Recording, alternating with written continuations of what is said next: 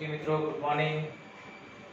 આપણે lecture number 4 okay છેલ્લે આપણે લેક્ચર નંબર 3 સુધી અસામાન્ય આણ્વીય દળ બરાબર અથવા તો એબનોર્મલ મોલિક્યુલર વેટ એના વિશેની આપણે ચર્ચા કરી. સુયોજન કોને કહેવાય, વિયોજન કોને કહેવાય એની પણ વાત કરી. સુયોજન અને વિયોજન બંનેનું આણ્વીય દળ સાથે શું રિલેશન છે એ પણ આપણે તમને સમજાવ્યું. સુયોજન થાય તો આણ્વીય દળ સૈદ્ધાંતિક આણ્વીય દળ કરતાં પ્રાયોગિક આણ્વીય દળનું મૂલ્ય વધી જાય, અને જો વિયોજન થાય તો સૈદ્ધાંતિક આણ્વીય દળ કરતાં પ્રાયોગિક આણ્વીય દળનું મૂલ્ય ઘટી જાય. એ આપણે તમને કાલે છેલ્લે આપણે સમજ આપણે આપી છે તમને. ત્યાર પછી વોન્ટ ઓફ અવયવ કોને કહેવાય, વોન્ટ ઓફ અવયવ મેળવવાનું સૂત્ર શું, આપણે તમને 3 સૂત્રો આપ્યા છે કે ત્રણેય 3 સૂત્રમાંથી કોઈ પણ સૂત્ર આપણે વોન્ટ ઓફ અવયવ માટે મેળવી શકીએ. ત્યાર પછી જેમ જેમ સાંદ્રતા વધે તેમ વોન્ટ ઓફ અવયવના મૂલ્યમાં શું ફેરફાર થાય એ પણ મેં તમને છેલ્લે સમજ આપી. ચલો હવે આજે મિત્રો એ વોન્ટ ઓફ અવયવના આધારે સંયોજનમાં સુયોજન ક્યારે થાય અથવા તો સુયોજન થાય ત્યારે એનો જે સુયોજન અંશ કેવી રીતે ગણવાનો, વિયોજન અંશ કેવી રીતે ગણવાનો એની આપણે ચર્ચા તમને ડિટેલમાં આપી દઈએ. તો સૌથી પહેલા મિત્રો સુયોજન અંશ. સુયોજન અંશ કોને કહેવાય, સુયોજન અંશ શોધવા માટેનું સૂત્ર શું? તો આપણને બુકમાં જે આપ્યું છે એ બધું થોડું થોડું ગોળ ગોળ આપ્યું છે. આપણે એના માટે શોર્ટકટ સૂત્રો છે, આ સૂત્રોનો જ ઉપયોગ કરવાનો, એકદમ પરફેક્ટ જવાબ શોર્ટ રીતથી આપણને મળી જશે. તો પહેલા તો વિયોજન કોને કહેવાય અને વિયોજન અંશ કોને કહેવાય. તો મેં તમને વિયોજન કોને કહેવાય એ ગઈકાલે આપણે ચર્ચા કરી દીધી.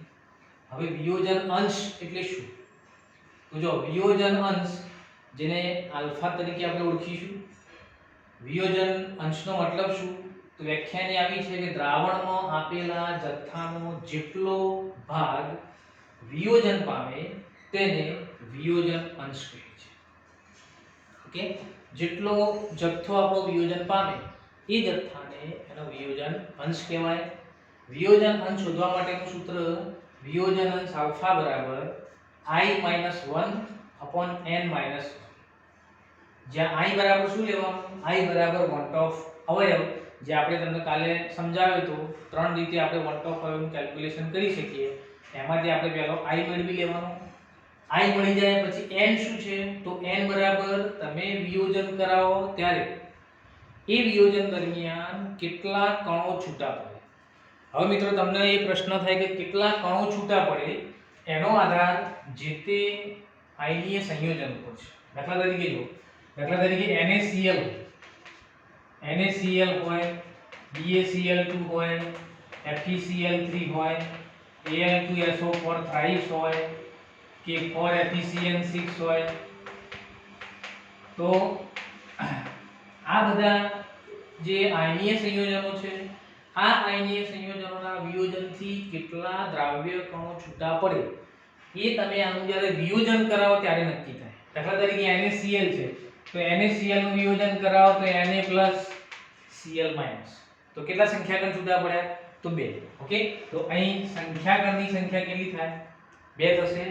એ જ પ્રકારે BaCl2, તો BaCl2 માં Ba2+ and 2Cl-, કારણ કે Cl2 છે એની અંદર એટલે Cl ના કેટલા આયનો છૂટા પડશે, 2. તો ટોટલ 1 + 2Cl, ટોટલ કેટલા થયા, 3. તો આ પ્રમાણે અહીં સંખ્યાકણ કેટલા મળશે આપણને, 3 મળશે. એ જ પ્રકારે FeCl3 માં Fe3+ વત્તા 3Cl-, ટોટલ કેટલા થયા, તો 4. તો અહીં સંખ્યાકણની સંખ્યા 4 મળશે. Al2SO4 thrice, અહીં Al કેટલા છે, તો 2. તો twice Al3+ વત્તા 3SO4 2-. Okay, it means total કેટલા 5 આયનો છૂટા પડશે. K4FeCN6, K4FeCN6 માં 4K plus FeCN6 4-. ઓકે, તો આ પ્રમાણે અહીં 5 આયનો, તો 2 + 3 4 + 1, આ પ્રમાણે જેટલા આયનો છૂટા પડે એ આયનોની સંખ્યાને શું કહેવામાં આવશે તો દ્રાવ્ય કણની સંખ્યા એટલે અહીં વિયોજનથી કેટલા આયનો છૂટા પડ્યા તો જે આયનો છૂટા પડ્યા એ આયનોની સંખ્યા આ પ્રમાણે આપણે નક્કી કરવાની એટલે અહીં વિયોજન અંશના સૂત્રની અંદર n બરાબર આ સંખ્યા કણની સંખ્યા તમારે લેવી પડશે ઓકે તો આ પ્રમાણે વિયોજન અંશ શોધવો હોય તો આ સૂત્રનો આપણે ઉપયોગ કરી શકીએ છીએ ઓકે મિત્રો સેમ એક પ્રકારે સુયોજન અંશ કેવી રીતે ગણવાનો તો સુયોજન અંશ ગણવો હોય સુયોજન અંશ દર્શાવવા માટે કેપિટલ X વપરાશે વ્યાખ્યા આવી થશે દ્રાવણમાં દ્રાવ્યના આપેલા જથ્થાનો જેટલો ભાગ સુયોજન પામે તેને એનો સુયોજન અંશ કહેવાય સુયોજન અંશ એટલે કે સુયોજન મીન્સ કે ભેગા થવું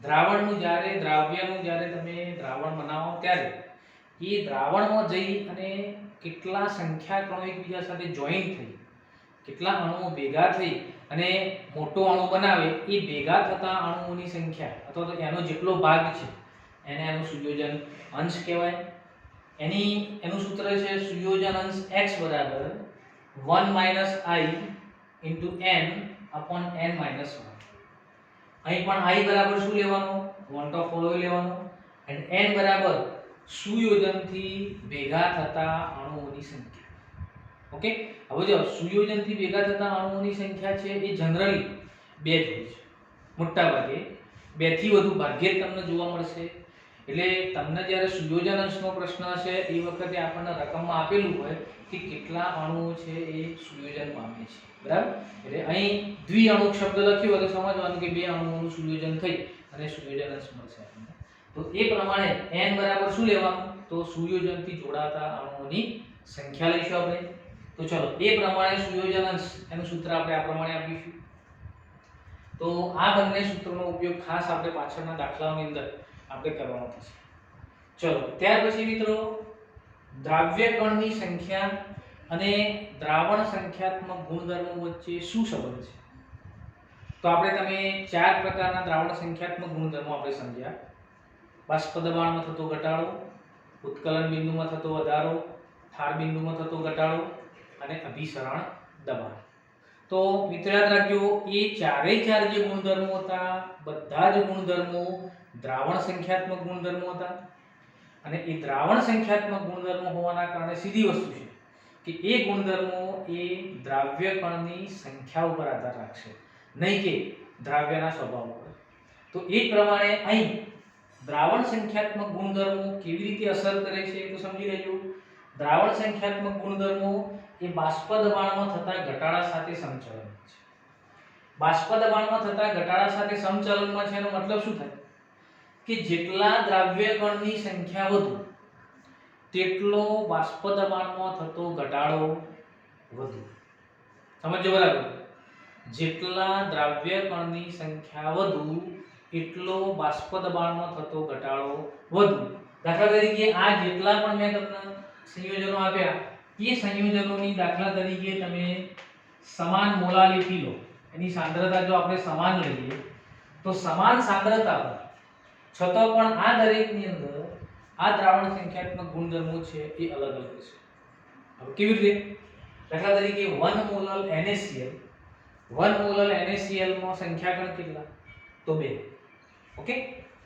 1 મોલ BaCl2 મોલાલિટી સમાન છે છતાં પણ BaCl2 માં સંખ્યા ગણ કેટલા થઈ ગયા 3 એનો મતલબ એ કે 1 મોલ NaCl માં બાષ્પ દબાણમાં જે ઘટાડો થાય એના કરતાં 1 મોલ BaCl2 માં થતો ઘટાડો વધુ છે સેમ એક પ્રકારે 1 મોલ FeCl3 1 મોલ FeCl3 માં સંખ્યા ગણ કેટલા તો 4 તો 1 મોલ FeCl3 માં થતો બાષ્પ દબાણનો ઘટાડો એ BaCl2 કરતાં પણ વધુ હશે 1 મોલ Al2SO4 જેની અંદર સંખ્યા ગણ 5 છે તો એમાં થતો બાષ્પ દબાણનો ઘટાડો એ FeCl3 કરતાં પણ કેવો હશે તો વધુ હશે તો મિત્રો આ પ્રમાણે જેમ જેમ ભલે સમાન મોલાલિટી છે દરેકની છતાં પણ જેમ જેમ દ્રાવ્ય સંખ્યા કણોની સંખ્યા વધતી જાય તેમ તેમ હંમેશા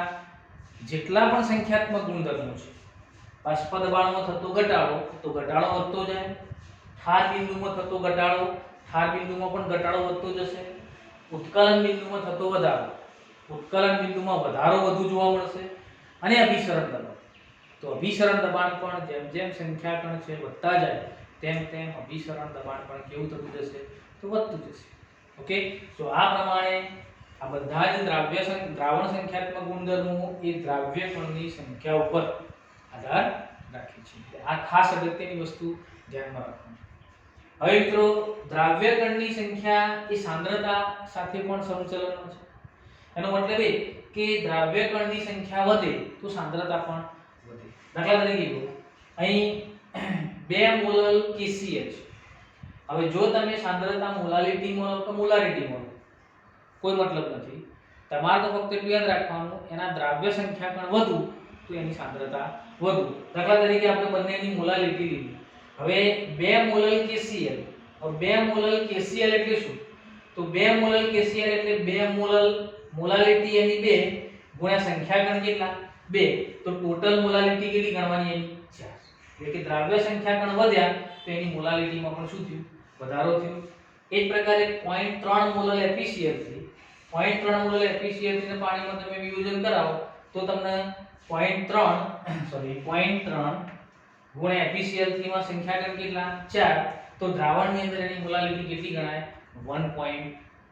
ઓકે, સો આ પ્રમાણે દ્રાવણ સંખ્યાત્મક ગુણધર્મોમાં સંખ્યા કણ જેમ જેમ વધતા જશે તેમ તેમ સાંદ્રતામાં વધારો થશે અને જેટલા પણ ગુણધર્મો સંખ્યા કણ ઉપર આધાર રાખતા હશે એ તમામ ગુણધર્મો પણ એની સાથે સમચલનમાં હશે. આટલી બાબત ખાસ તમારે નોંધી લેવાની. આના આધારે આપણે દાખલાઓની ગણતરી, MCQ ના પ્રશ્નો આટલું જો મગજમાં ક્લિયર હશે તો આના આધારે તમને MCQ ના પ્રશ્નોમાં સમજમાં આવશે. ઓકે, આ જોઈ લો.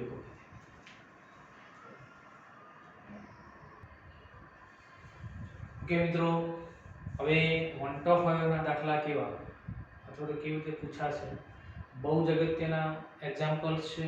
પરીક્ષામાં મોસ્ટલી આ ચેપ્ટરમાંથી જે પૂછાય છે 1 to 5 માંથી જ પૂછાય છે. ઓકે, એટલે 1 to 5 માં બરાબર સમજજો, બહુ જ અગત્યના દાખલાઓ છે. ચલો, પહેલો એક્ઝામ્પલ એકદમ સિમ્પલ એક્ઝામ્પલ હું તમને પહેલાથી શરૂઆત કરીએ છીએ. આપણે એકદમ સિમ્પલ એક્ઝામ્પલ લઈએ છીએ, પછી ધીરે ધીરે વિયોજન અંશ ઉપર જઈશું, પછી સુયોજન અંશ ઉપર જઈશું અને પછી આયનીકરણ અચળાંક ઉપર જઈશું. તો પહેલું એક્ઝામ્પલ છે, જો એક્ઝામ્પલ નંબર 1, એની અંદર આપણને 1 ગ્રામ KCl ને 200 ગ્રામ પાણીમાં ઓગાળવાથી તેના ઠાર બિંદુમાં થતો ઘટાડો આપ્યો છે 0.24 કેલ્વિન. દ્રાવણ માટે 1 to 5 I નું મૂલ્ય તમારે શોધવાનું છે અને પાણીના ઠાર બિંદુ અવનયન અચળાંક એટલે કે KF ની વેલ્યુ તમને 1.86 કેલ્વિન કિલોગ્રામ મોલ ઇન્વર્સ આપી છે. ઓકે, હવે આટલી વસ્તુ આપી છે અને 1 to 5 I આપણે શોધવું છે. તો જો સૌથી પહેલા તો તમને જે આપી હોય તે આપણે રકમમાંથી શોર્ટ આઉટ કરી જે શોધવાનું છે નક્કી કરી દેવાનું. તો ચલો, પહેલું તો W2 એટલે દ્રાવ્યનું વજન આપ્યું છે 1 ગ્રામ. ચલો, W1 એટલે દ્રાવકનું વજન આપ્યું છે. ડેલ્ટા TF એ શું કહેવાય ને, અવનયન, ઠાર બિંદુમાં અવનયન આપ્યું છે. KF એટલે અચળાંક આપ્યું છે, બરાબર, અવનયન અચળાંક આપ્યું છે. હવે મિત્રો, આટલી વસ્તુ આપણને આપેલી છે. I તમારે શોધવું છે. I માટે આપણે તમને 3 સૂત્રો આપેલા છે. એ 3 સૂત્રોમાંથી અહીં આપણે આણ્વીય દળવાળા સૂત્રનો ઉપયોગ કરીશું. આણ્વીય દળવાળા સૂત્રની અંદર આપણું સૂત્ર એવું હતું કે સૈદ્ધાંતિક આણ્વીય દળ ભાગ્યા પ્રાયોગિક આણ્વીય દળ એટલે આપણને 1 to 5 I મળે. હવે જો, હવે સૈદ્ધાંતિક આણ્વીય દળ અને પ્રાયોગિક આણ્વીય દળ કઈ રીતે નક્કી થાય? તો મિત્રો, આ જે વેલ્યુ આપેલી છે, આ બધી વેલ્યુ છે, આ પ્રાયોગિક વેલ્યુ છે. એના ઉપરથી તમે જે આણ્વીય દળ શોધો એ આણ્વીય દળને પ્રાયોગિક આણ્વીય દળ કહેવાય અને સૈદ્ધાંતિક આણ્વીય દળ છે એ આપણા સૂત્ર ઉપરથી નક્કી થાય. દાખલા તરીકે KCl છે તો પોટેશિયમનો પરમાણુ દળ વત્તા ક્લોરીનનું પરમાણુ દળ બેનો સરવાળો કરીએ એટલે તમને જે તે સંયોજનનું સૈદ્ધાંતિક આણ્વીય દળ આપણને પ્રાપ્ત થશે. તો મિત્રો, અહીં જુઓ, અહીં આપણે ડેલ્ટા TF આપ્યો છે, એના આધારે આપણે આ સૂત્ર મૂકી અને એમાંથી આણ્વીય દળની ગણતરી કરવાની. તો ચલો, ડેલ્ટા TF નું સૂત્ર આગળ આપણે ઠાર બિંદુ અવનયનના દાખલાઓ જે ગણેલા છે એ જ સૂત્રનો આપણે ઉપયોગ કરવાનો છે. તો ડેલ્ટા TF બરાબર આગળ આપણે સૂત્ર આપ્યું છે તમને KF * W2 * 1000 ભાગ્યા MW2 * W1.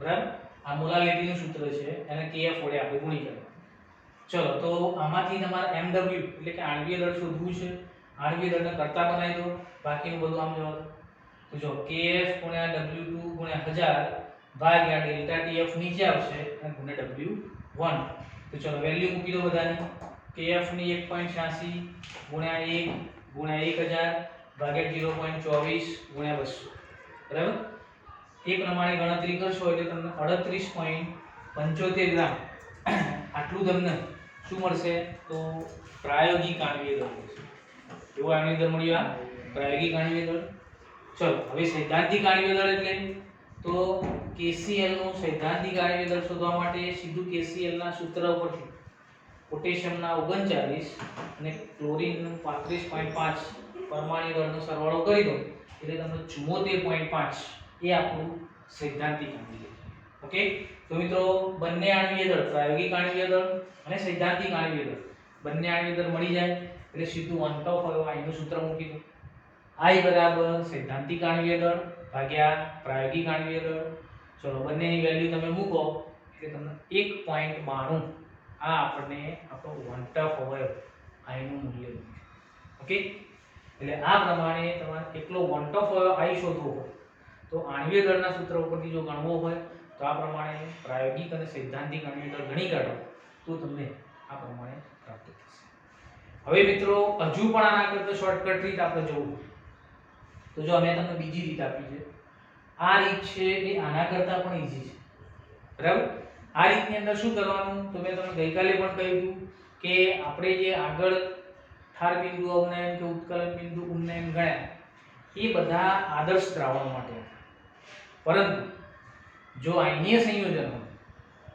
તો એ ગણતરીના સૂત્રો છે એ બધા ખોટા તો પછી આયનીય સંયોજનો માટે ઠાર બિંદુ અવનયન કે ઉત્કલન બિંદુ ઉન્નયન કેવી રીતે ગણવું તો એના માટે વોન્ટ ઓફ અવયવ એની અંદર દાખલ કરવો પડે હવે વોન્ટ ઓફ અવયવ તમે જો દાખલ કરો તો તમારા સૂત્રમાંથી તમને જો આયનીય સંયોજન હોય તો પણ આપણને એનું આણ્વીય દળ પણ સાચું મળશે એના ઉત્કલન બિંદુ ઉન્નયન પણ સાચું મળશે એનું ઠાર બિંદુ અવનયન પણ સાચું તો એ જ પ્રમાણે અહીં ડેલ્ટા TF ના સૂત્રમાં જો સીધો તમે I દાખલ કરી દો I * KF * W2 * 1000 ભાગ્યા MW2 * W1 આ સૂત્રની અંદર સીધો આપણે I દાખલ કરી દેવાનો અને આમાંથી I ને કરતા બનાવી દો તો પણ સેમ આ જ જવાબ તમને મળે દાખલા તરીકે જો હવે હું I ને કરતા બનાવું તો શું થશે તો આ બધો છેદ ઉપર જશે આ અંશ નીચે જશે દરેકની વેલ્યુ તમે જો મૂકી દો તો દરેકની વેલ્યુ મૂકો તો તમને I બરાબર 1.92 આટલું આપણને પ્રાપ્ત થશે ઓકે તો આ પ્રમાણે આપણને જો વન ટોપ અવયવ એકલો જોતો હોય આ પ્રમાણે શોર્ટકટ રીતથી પણ આપણે પ્રાપ્ત કરી શકીએ ઓકે તો આ રીત પણ આપણા માટે સારી છે બને ત્યાં સુધી આ રીતનો ઉપયોગ કરજો શક્ય એટલા ઝડપી આપણે ગણતરી કરી શકીશું ઓકે એક વખતે જોઈએ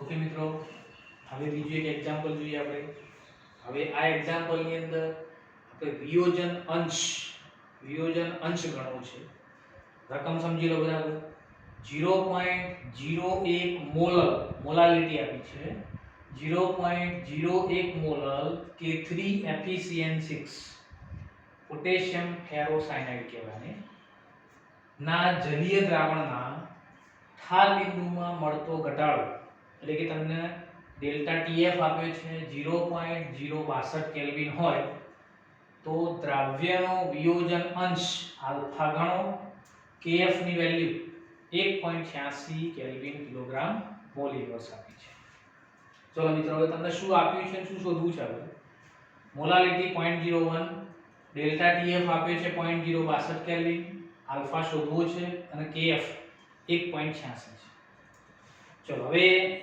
સીધો પહેલા આપણે I ની ગણતરી કરીશું હવે I ની ગણતરી કરવા માટે અહીં આપણને મોલાલિટી આપી છે માટે સીધું જ આપણે મોલાલિટી વાળું સૂત્ર મૂકવાનું ડેલ્ટા TF બરાબર I * KF * m ઓકે એટલે આપણે આ સૂત્રનો ઉપયોગ કરીશું ડેલ્ટા TF બરાબર I * KF * m જેમાંથી I ને કરતા બનાવી દો તો I બરાબર ડેલ્ટા TF ભાગ્યા kf ભાગ્યા m. ચલો અહીં દરેકની વેલ્યુ મૂકી દો. ડેલ્ટા tf કેટલો તો 0.062. kf ની વેલ્યુ કેટલી આપી 1.86 અને મોલાલિટી છે 0.01. જવાબ તમને મળશે 3.33. કેટલો મળશે 3.33. ચલો ઓકે. હવે i ની વેલ્યુ તમને મળી ગઈ. હવે અહીં જો અહીં આલ્ફા ગણવા માટે n નું મૂલ્ય n એટલે કે કેટલા આયનો વિયોજનથી છૂટા પડે છે એનું મૂલ્ય તમારે નક્કી કરવું પડે.